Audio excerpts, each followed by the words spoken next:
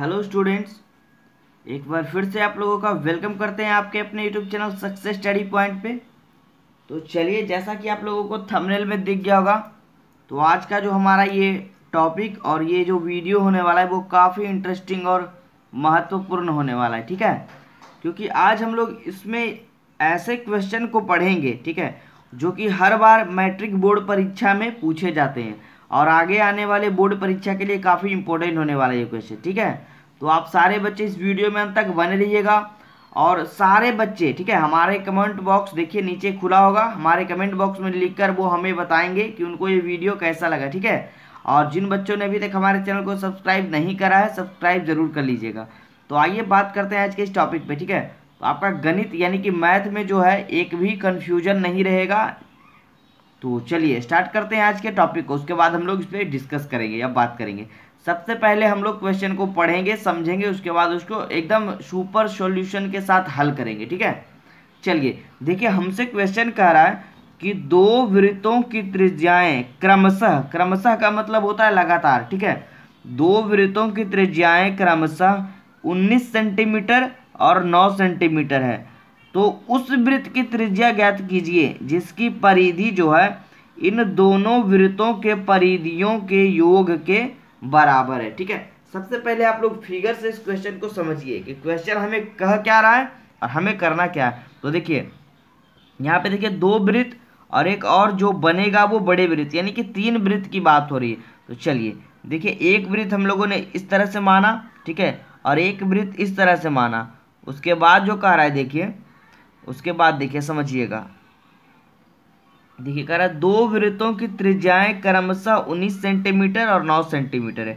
तो चलिए इसको हम मान लेते हैं पहला वृत्त, यानी इसकी त्रिज्या को हम मान लेते हैं R1, ठीक है, और एक और वृत्त हमने माना, इसकी त्रिज्या को मान लेते हैं R2, क्योंकि वृत्त की त्रिज्या को R से सूचित किया जाता है, आप लोग तो जानते होंगे। चलिए साइड में लिख देते हैं, त्रिज्या को जो है वो R से डिनोट करते हैं। ठीक है, तो चलिए देखिए कह रहा है दो वृत्तों की त्रिज्याएं क्रमशः 19 सेंटीमीटर और 9 सेंटीमीटर। ये हमारा कितना दिया हुआ है, 19 सेंटीमीटर एक का है और एक का 9 सेंटीमीटर है।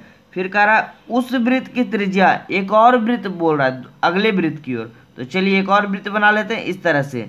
अब कह रहा है उस वृत्त की त्रिज्या ज्ञात कीजिए, यानी इसकी त्रिज्या हमसे पूछ रहा है। तो चलिए इसकी त्रिज्या को हम कुछ मान लेते हैं, चलिए कैपिटल R मान लेते हैं। ठीक है, तो इस वृत्त की त्रिज्या आप ज्ञात कीजिए।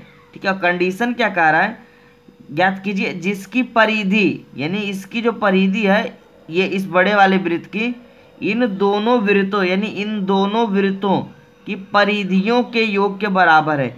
यानी कि इसकी जो हो गई परिधि, ठीक है, इसकी हो गई परिधि और इसकी भी हो गई परिधि। समझिएगा सारे बच्चे, एकदम इजी करके बनाएंगे क्वेश्चन को।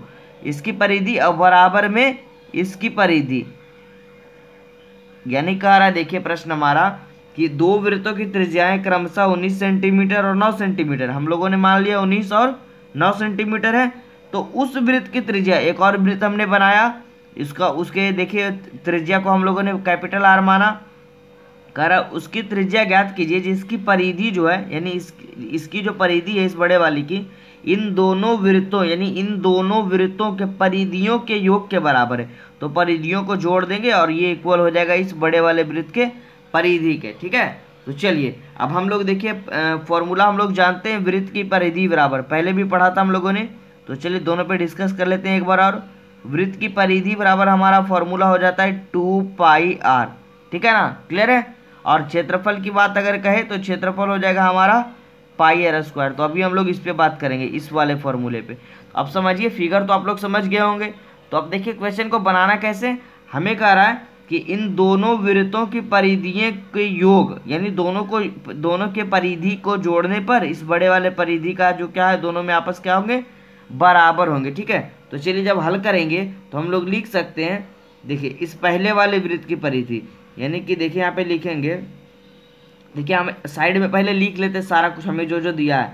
पहले हमारा R1 जो है, यानी पहले वाले वृत्त की त्रिज्या कितनी है, 19 सेंटीमीटर, क्लियर है। दूसरा हमारा R2 जो हम लोगों ने माना वो हमारा दिया है देखिए 9 सेंटीमीटर।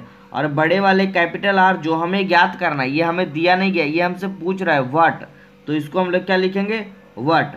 अब लिखेंगे हम लोग क्या, प्रश्न में देखिए हमसे क्या कहा, अब हम लोग यहाँ पे लिखेंगे प्रश्न से, ठीक है, क्योंकि अब हम क्वेश्चन पे आएंगे। क्वेश्चन में हमें बोला कि इसकी और इसकी, यानी इसकी और इसकी जो परिधि है, यानी कि पहले वृत्त की परिधि, पहले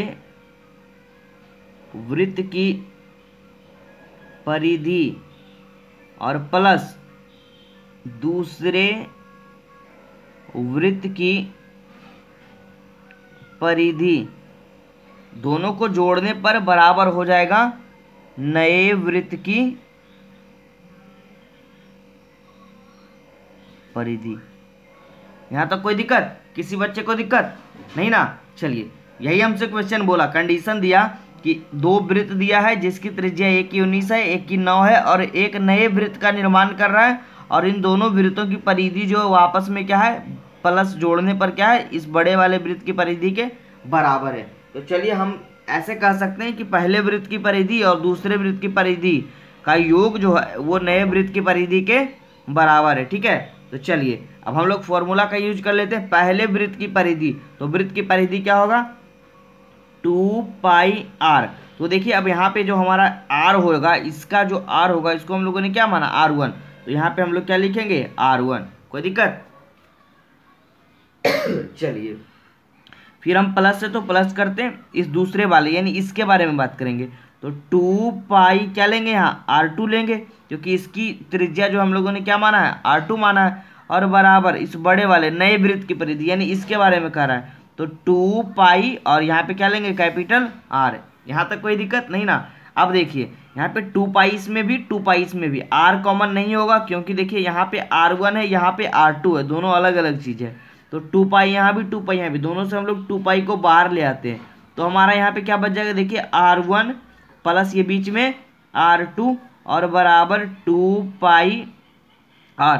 कोई दिक्कत नहीं ना? चलिए अब देखिए यहाँ से 2 पाई से 2 पाई हमारा ये कट गया। अब यहाँ पे देखिए हमारा बच गया क्या, R1 प्लस R2 बराबर में कैपिटल R। ठीक है ना? यहाँ तो कोई दिक्कत?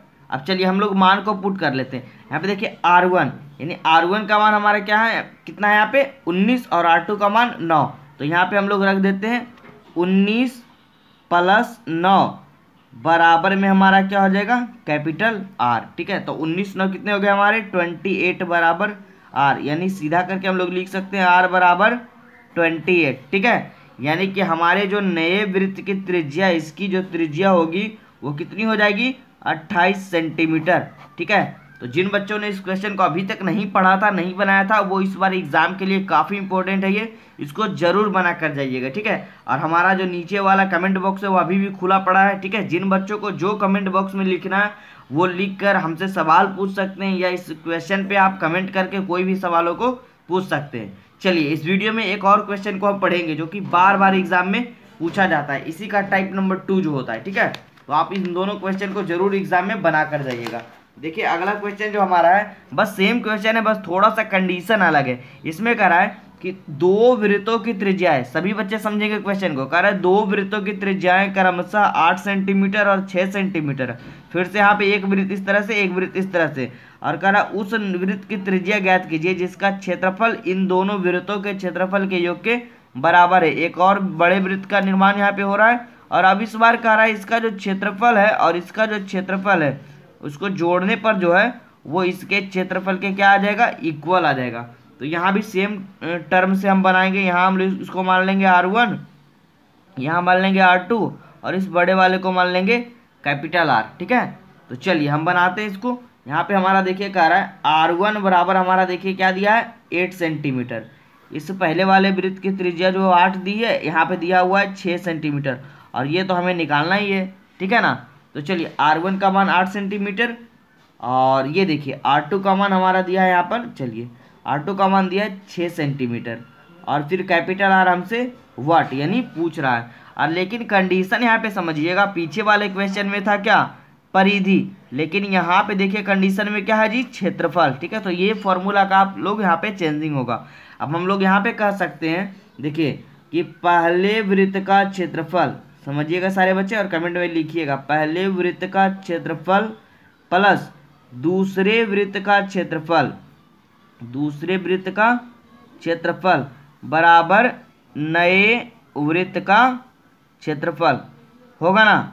चलिए तो हम लोग फॉर्मूला लगाते हैं इस बार। वृत्त के क्षेत्रफल का फॉर्मूला यहाँ पे लागू होगा। तो वृत्त का क्षेत्रफल पाई आर, आर के जगह इसमें पहले वाले में क्या बनेगी जी, R1।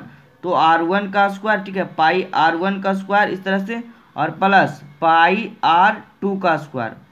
हो जाएगा ना, कोई दिक्कत नहीं ना। चलिए इसको ब्रैकेट में कर लेते हैं, क्योंकि यहाँ पे देखिए क्षेत्रफल की बात हो रही थी, बराबर पाई आर स्क्वायर कैपिटल वाला। क्लियर है। चलिए अब देखिए दोनों में समझिएगा, दोनों में देखिए यहाँ पे कॉमन क्या है, सिर्फ पाई है, तो पाई को हम बाहर निकाल लेंगे। और यहाँ पे देखिए हमारा हो जाएगा R1 का स्क्वायर और प्लस क्या हो जाएगा R2 का स्क्वायर, और इक्वल में क्या हो जाएगा पाई आर स्क्वायर। ठीक है ना। चलिए तो यहाँ से देखिए हमारा पाई से पाई ये कट जाएगा। अब हमारा ये हो जाएगा R1 का स्क्वायर, तो R1 हमारा क्या है 8, तो 8 का स्क्वायर हम लोग कर देंगे, प्लस R2 हमारा क्या है 6, तो हम लोग 6 का स्क्वायर कर देंगे, और बराबर ये बड़े वाले का स्क्वायर यानी R का स्क्वायर। तो हमारा ये 8 का स्क्वायर हो जाएगा 64, और प्लस 6 का स्क्वायर हो जाएगा 36, बराबर यहाँ पे हो जाएगा R स्क्वायर। कोई दिक्कत, 36 और 64 हमारे हो जाएंगे 100, बराबर R स्क्वायर। यानी इसको जब हम सीधा करके लिखेंगे तो लिख सकते हैं हमारा R स्क्वायर बराबर 100। हमें तो चाहिए क्या, सिर्फ R चाहिए। यहाँ पे देखिए क्वेश्चन में हमें चाहिए था का R चाहिए था, यानी बड़े वाले वृत्त की त्रिज्या चाहिए था। तो हम लोग यहाँ पे R को जब निकालेंगे तो ये जो स्क्वायर है ये इधर आकर अंदर रूट में चला जाएगा, अंदर रूट 100, यानी कि हमारा R जो है वो कितना हो जाएगा 10 सेंटीमीटर, है ना। R जो हमारा ये हो जाएगा √100 का मतलब क्या 10 सेंटीमीटर, यानी इस बड़े वाले वृत्त की जो त्रिज्या होगी इसकी वो कितनी होगी 10 सेंटीमीटर। ठीक है, तो ये हो गया हमारा राइट आंसर। ठीक है, तो आप सारे बच्चे, जिन बच्चों ने इन दोनों क्वेश्चन को अभी तक क्लास 10th में नहीं बनाया है, वो इस बार बोर्ड एग्जाम के लिए काफ़ी इंपॉर्टेंट है, तो ये क्वेश्चन आप जरूर बना कर जाइएगा। ठीक है, और चलिए उम्मीद करते हैं ये वीडियो आप लोग को जरूर अच्छा लगा होगा। तो जिन बच्चों को ये वीडियो अच्छा लगे वो हमारे चैनल को सब्सक्राइब करें और लाइक बटन दबा दें, और ज़्यादा से ज़्यादा अपने दोस्तों भाई बहनों जो भी इस बार बोर्ड एग्जाम देने वाले हैं उनको शेयर कर दें। ठीक है, और हमारे कमेंट बॉक्स में लिखकर आप सवालों को पूछ सकते हैं हमारे व्हाट्सअप नंबर पर कांटेक्ट करके। ये देखिए हमारा व्हाट्सअप नंबर है, ठीक है, 75 20 31 87 14। इस पर आप कांटेक्ट करके नोट्स को भी परचेज कर सकते हैं। मात्र 500 में आपको टोटल सब्जेक्ट के नोट्स दिए जा रहे हैं इस बार बोर्ड एग्जाम के लिए, जो कि काफ़ी मायने रखता है। और पर सब्जेक्ट मात्र 100 रुपीज़ लग रही है। उसमें आपको objective, short question, long question, total और गैसिंग क्वेश्चन वगैरह टोटल प्रोवाइड कराए जाएंगे। ठीक है, जो कि ड्रीम क्लासेस के माध्यम से हर साल की भांति इस साल भी दी जाएगी। ठीक है, तो आप लोग बने रहिए हमारे साथ और इसी तरह सपोर्ट बनाए रखिए। ठीक है, तो thank you for watching this video. Hello students, आप लोगों का वेलकम है एक बार फिर से आपके अपने YouTube channel success study point पे। तो आज के इस वीडियो में हम लोग देखिए मैथ का ये टॉपिक होने वाला है। तो आज के इस वीडियो में देखिए हमारा जो ये टॉपिक दिख रहा होगा आप लोग को, ये हमारे प्रीवियस ईयर्स क्वेश्चन, ठीक है, जो कि हर बार बोर्ड एग्ज़ाम क्लास 10th में पूछे जाते हैं, तो उसको आज हम लोग हल करेंगे। ठीक है, तो जो भी बच्चे चैनल पे न्यू होंगे सब्सक्राइब बटन दबाना ना भूलें, और आज की इस क्लास को मिस ना करें कोई भी बच्चे, क्योंकि काफ़ी इंपॉर्टेंट ये क्लास होने वाली है। और हमारी मैथ की जितने भी क्लास हैं वो काफ़ी महत्वपूर्ण होंगे। ठीक है, तो चलिए चैप्टर वाइज बुक सॉल्यूशन तो आपका चल ही रहा है उधर पीछे। तो आज हम लोग कुछ ऐसे क्वेश्चन को कवर करेंगे इस वीडियो में जो कि आपके एग्ज़ाम के नज़रिए से काफ़ी इंपॉर्टेंट है और बार बार एग्ज़ाम में ऐसे प्रश्न पूछे जाते हैं। ठीक है, तो सबसे पहले हम लोग देखिए पूरे प्रश्न को समझेंगे, यानी क्वेश्चन को एकदम क्लियर करेंगे, उसके बाद उसको आराम आराम से फिगर को समझते हुए बनाएंगे। ठीक है, तो चलिए आज के बाद सारे बच्चे का मैथ एकदम आसान हो जाएगा। ठीक है, बनाने में उनको एकदम ही ईजी लगेगा। तो सबसे पहले देखिए इस क्वेश्चन को हम समझते हैं।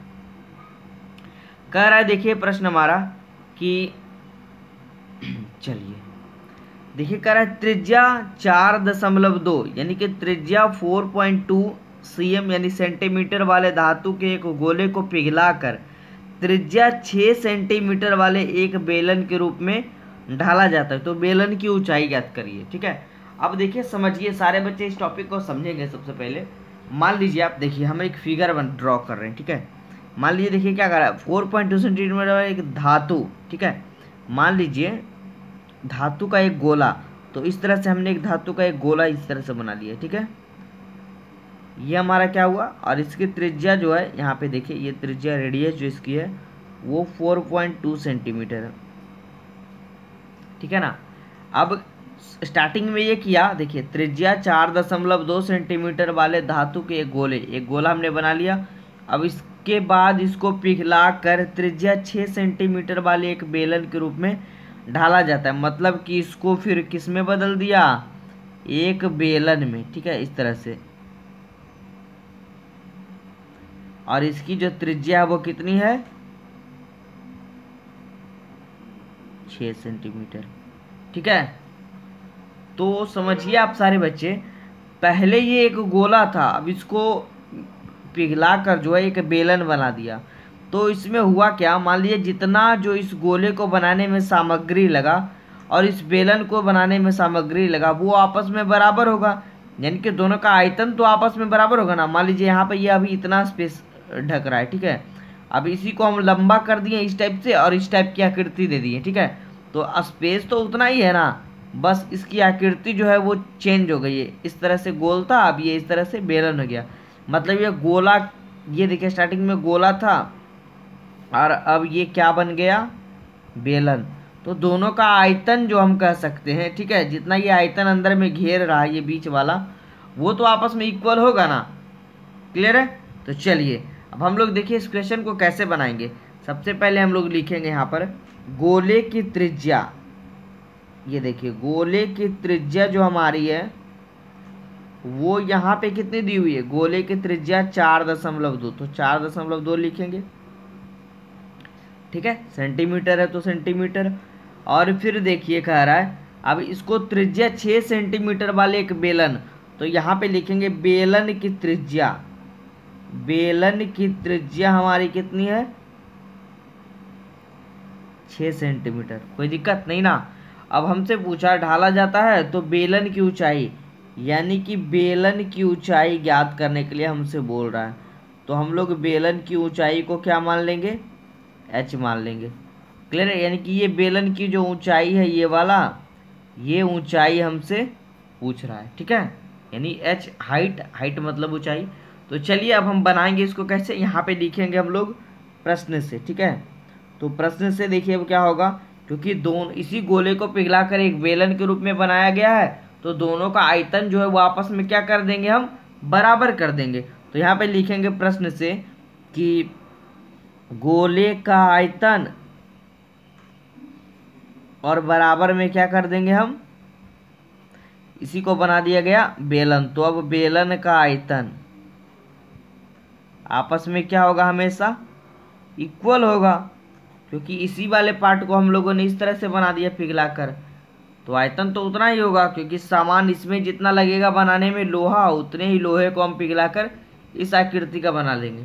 तो चलिए अब हम फॉर्मूले का यूज करेंगे, गोले का आयतन और बेलन का आयतन। तो हमें पता है गोले का आयतन होता है 4/3 पाई r क्यूब और बराबर बेलन का आयतन पाई r² h, ठीक है। यहाँ तक कोई दिक्कत नहीं ना। चलिए फिर देखिए मान को हम पुट करेंगे इसमें। अब देखिए यहाँ पे लिखेंगे 4/3 पाई r³। यहाँ पे गोले का आयतन r होगा, ठीक है। तो गोले की r कितनी है, 4.2। तो हम लोग लिखेंगे गुने r³ मतलब 4.2 गुने 4.2 गुने 4.2। कोई दिक्कत नहीं ना, बराबर पाई r। अब देखिए r का मान यहाँ पे क्या होगा, बेलन वाला 6 सेंटीमीटर, गुने 6 और गुने h, जो कि हमें निकालनी है इस क्वेश्चन में। यहाँ तक कोई दिक्कत नहीं ना। चलिए अब सारे बच्चे इसके सॉल्यूशन को अच्छे से देखेंगे, ठीक है, कैलकुलेशन को। यहीं पे गड़बड़ करते हैं बहुत सारे बच्चे। बस कुछ नहीं करना है, देखिए यहाँ से हमारा क्या हो जाएगा टॉपिक, पाई से ये पाई चला जाएगा, हमें चाहिए सिर्फ h। तो हम इस सारे 6 को, इस टॉपिक को इधर ले आएंगे बराबर के। तो हमारा ये जो टॉपिक हो जाएगा 4/3 और गुने इस 4.2 को हम क्या लिखेंगे, 42/10 लिखेंगे, क्योंकि ये पॉइंट हटेगा तो नीचे 10 आएगा ना, कोई दिक्कत।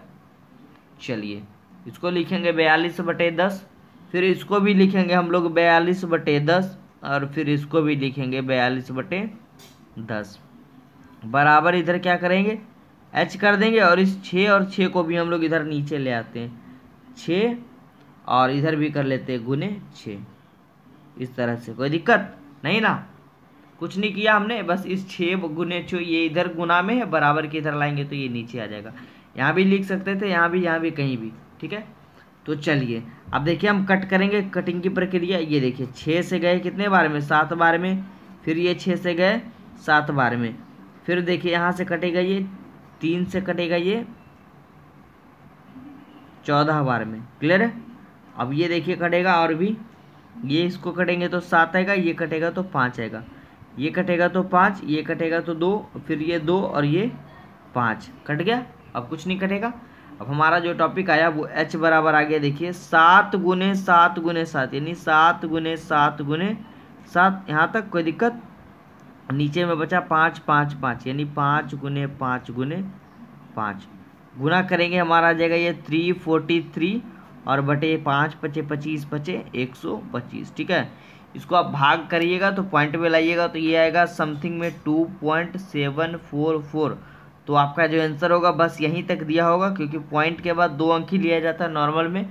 तो ये हमारा राइट आंसर हो जाएगा। इसका क्या हो जाएगा कि 2.74 जो है वो इस बेलन की क्या कहलाएगी, इस बेलन की ये वाला जो है वो हाइट कहलाएगी 2.74 सेंटीमीटर, ठीक है। तो ये था इस क्वेश्चन का सही उत्तर, ठीक है। तो आप सारे बच्चे जिनको ये क्वेश्चन समझ में ना आए वो हमें कमेंट बॉक्स में लिखकर जरूर सवाल को पूछेंगे, ठीक है। और आगे हम इस वीडियो में एक और क्वेश्चन को देखेंगे जो कि काफ़ी इंपॉर्टेंट है एग्जाम के लिए, ठीक है। तो देखिए मैथ का वीडियो थोड़ा लंबा हो तो हो, उसके लिए कोई टेंशन नहीं है हमें, बस हमारे बच्चे एकदम संतुष्ट हो हमारे प्रश्नों से, ठीक है। चलिए टाइम लेंगे लेकिन सीख कर जाएंगे कुछ। आगे बढ़ते हैं दूसरे क्वेश्चन की ओर। चलिए देखिए दूसरा क्वेश्चन हमारा क्या कह रहा है। ये भी काफ़ी अच्छा प्रश्न है और कई बार एग्जाम में ये पूछा गया है। देखिए ये भी कह रहा है कि क्रमशः मतलब लगातार 6 सेंटीमीटर, 8 सेंटीमीटर और 10 सेंटीमीटर त्रिज्याओं वाले धातु के 3 ठोस गोलों को पिघलाकर एक बड़ा ठोस गोला बनाया जाता है। तो इस गोले की त्रिज्या ज्ञात कीजिए। समझिए सेम क्वेश्चन है, बस थोड़ा सा मेथड चेंज होगा, ठीक है। बस यहाँ पे लैंग्वेज चेंज है। देखिए 3 गोला है, एक इस तरह से है, एक इस तरह से और एक इस तरह से, ठीक है। और फिर देखिए पहली की त्रिज्या 6 है, इसकी त्रिज्या कितनी है 6 सेंटीमीटर, इसकी त्रिज्या 8 है और इसकी त्रिज्या 10 है, ठीक है ना। ये R है सभी का, ये R1, ये R2 और ये R3। और कह रहा है इसको पिघलाकर एक बड़ा गोला बना दिया गया। ये 3 था, तीनों को अब एक कर दिया पिघलाकर, ठीक है। ये गोला था छोटा वाला और अब ये हो गया बड़ा वाला गोला, इसको पिघलाकर बड़ा कर दिया गया। तो इसी की त्रिज्या हमसे पूछ रही है, कैपिटल R मान लेते हैं इसको, ठीक है। ये हमसे पूछा गया। तो हमने अभी पीछे क्या पढ़ा कि जब भी कोई ऐसा क्वेश्चन आए जिसको कि पिघलाकर दूसरे रूप में ढाला जाए, एक ही आकृति को बदल कर सेम चीज़ को पिघलाकर दूसरे आकृति में ढाला जाए, तो हमेशा उसका जो होता है आयतन आपस में इक्वल होता है, यानी कि बराबर होता है। ऐसा क्यों होता है? क्योंकि सामग्री तो हमें वही लग रही है ना, समान तो हमारा वही है, बस उसको हम चेंज कर रहे हैं, ठीक है। तो चलिए आइए इसके सॉल्यूशन को उसी ढंग से करते हैं। एकदम इजी क्वेश्चन है ये। देखिए इसमें क्या होगा,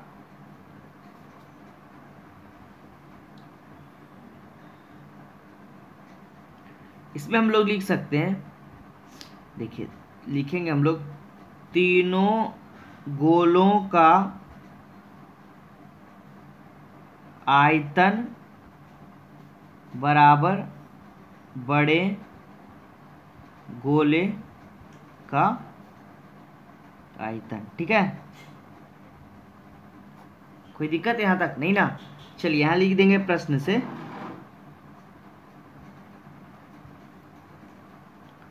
चलिए हैंड राइटिंग पे कोई नहीं जाइएगा, ठीक है। बहुत सारे बच्चे का ये भी कमेंट होता है कि सर राइटिंग उतना सही नहीं लिख रहे हैं, थोड़ा मैथ है तो चलता है उतना, ठीक है। चलिए अब हम इसको बनाते हैं हम लोग।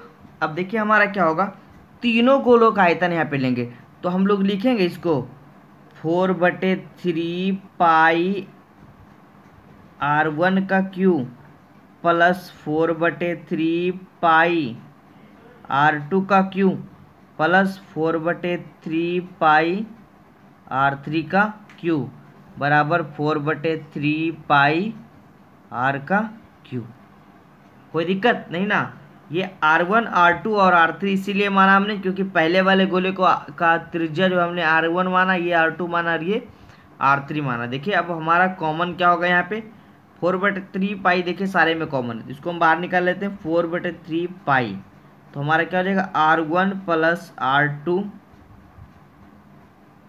सॉरी R1 का क्यूब प्लस R2 का क्यूब प्लस R3 का क्यूब और बराबर में यहाँ हमारा हो जाएगा 4/3 पाई R3। ठीक है ना। चलिए तो ये 4/3 पाई से 4/3 पाई ये चला जाएगा। हमारा यहाँ पे हो जाएगा R1 का क्यूब प्लस R2 का क्यूब प्लस R3 का क्यूब। सारे का मान पुट कर देते हैं। R1 हमारा है 6 तो 6 का क्यूब प्लस R2 हमारा है 8 तो 8 का क्यूब और प्लस RQ जो है R3 है 10 तो 10 का क्यूब बराबर में हम लिखेंगे R का क्यूब। ठीक है। चलिए अब हम लोग इसको बारी बारी से कर लेते हैं। ये हो जाएंगे 6 छक 36 और फिर 36 को कर लेंगे हम 6 से गुना।